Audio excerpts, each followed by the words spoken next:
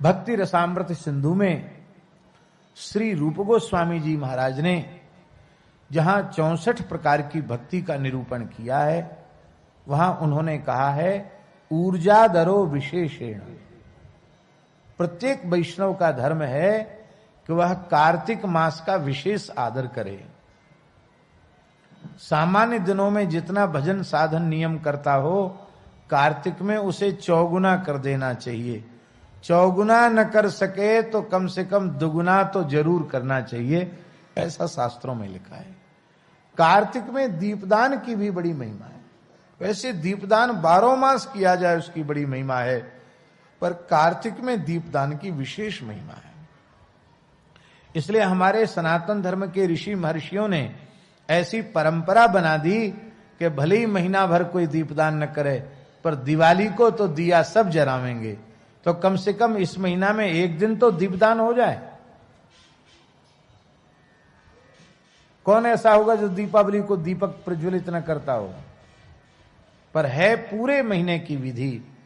और दीपक विशुद्ध वेद लक्षणा भारतीय देसी गाय के घृत से दीपक प्रज्वलित किया जाए तभी दीपदान की महिमा है। ऐसा घी उपलब्ध न हो प्रामाणिक रूप से तो शुद्ध तिल के तैल आदि से ही दीपदान करना चाहिए, घी से नहीं। घी से तभी करे जब प्रामाणिक रूप से यह ज्ञात हो कि यह विशुद्धतम वेद लक्षणा भारतीय देसी गाय का ही घृत है। और ये विशुद्धतम जो विशेषण हमने लगाया है, ये बढ़िया से तो तभी संभव है जब आपके घर में गैया हो और आप अपने दूध जमा करके दही बना करके फिर बिलौना का घी निकालें, वो सबसे उत्तम है। इससे उत्तम कोई दूसरा नहीं। नहीं तो तेल का दीपक। दीपदान के समय तुलसी के लकड़ी में, सूखी लकड़ी में थोड़ी सी रुई लगा करके उसको घी में डुबा करके उसके अग्रभाग पर थोड़ा कपूर लगा करके उसे प्रज्वलित करके उसकी अग्नि से दीपक को प्रज्वलित करना चाहिए। दिया सलाई से नहीं, मोमबत्ती से नहीं। पुराण में लिखा है बाबा कि कार्तिक मास में एक बार श्रद्धा पूर्वक तुलसी के सूखे काष्ठ से भगवान के निमित्त दीपदान करता है तो उसे 60 करोड़ वर्ष तक भगवान के नित्य धाम में सेवा प्राप्त होती है। भगवान के श्रीअंग की सेवा कितने वर्षों तक?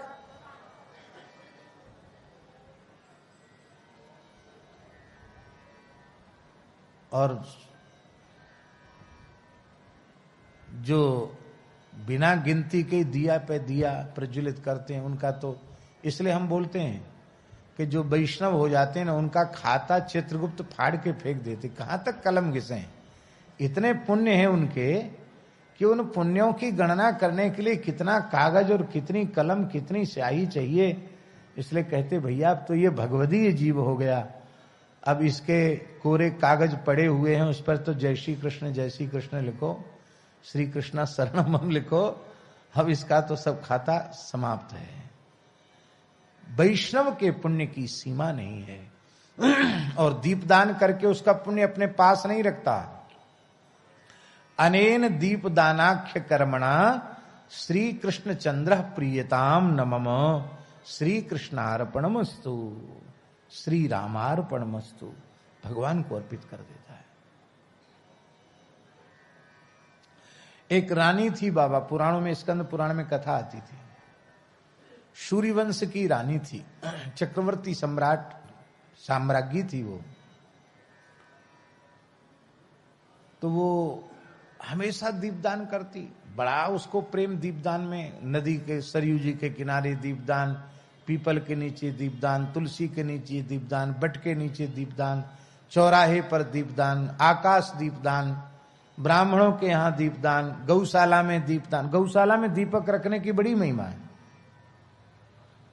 तो एक बार विभांडक ऋषि आए और उन्होंने पूछा कि महारानी आपकी दीपदान रूपी कर्म में इतनी श्रद्धा क्यों है? उसने कहा महाराज अब तक किसी ने पूछा नहीं और ऋषियों से ब्राह्मणों से छिपाव दुराव रखना नहीं चाहिए, कपट नहीं करना चाहिए। इसलिए मैं बता रही हूं, मैं पूर्व जन्म में चूहिया थी। क्या थी? चूहिया थी। तो मारजारी बिल्ली हमारे पीछे पड़ी, तो बिल्ली के डर के मारे मैं भगवान के मंदिर के, नारायण भगवान का मंदिर था, गर्भगृह में घुसी चली गई। पर बिल्ली ने तो वहां भी मेरा पीछा नहीं छोड़ा, वो मंदिर में घुस गई।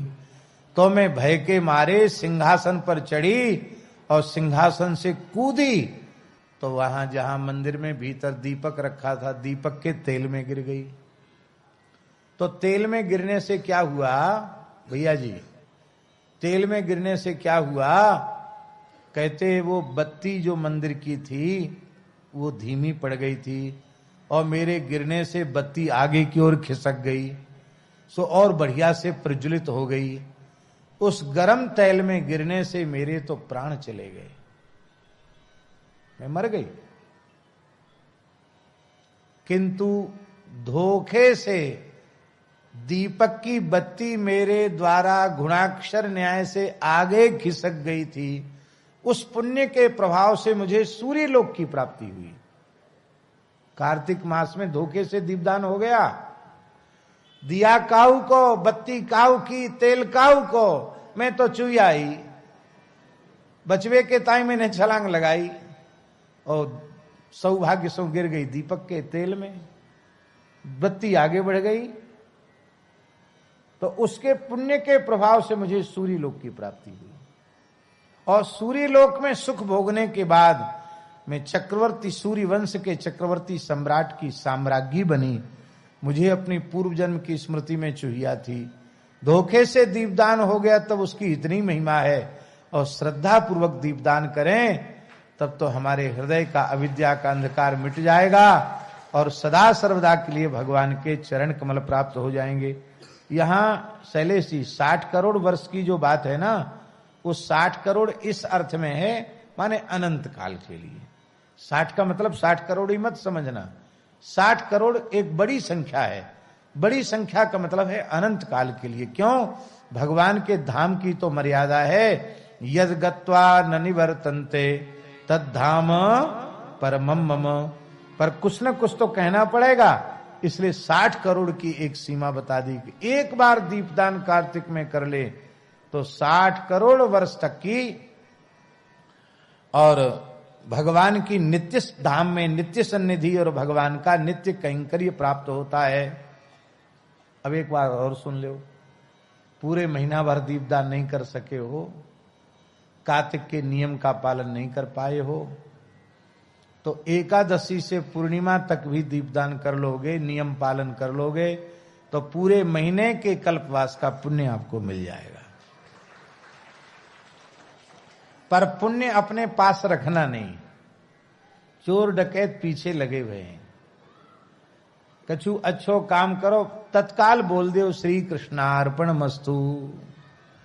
ऐसा बढ़िया फिक्स डिपॉजिट कर दो कि जहां किसी को हवा भी न लगे, और ऐसे केवल भगवान के चरण कमल हैं, जहां सत्कर्म भगवान को निवेदित हो जाता है तो वह अक्षय हो जाता है, भगवत प्रीत्यर्थ। और भैया जी इससे एक लाभ और है। वो लाभ क्या है? वो लाभ ये है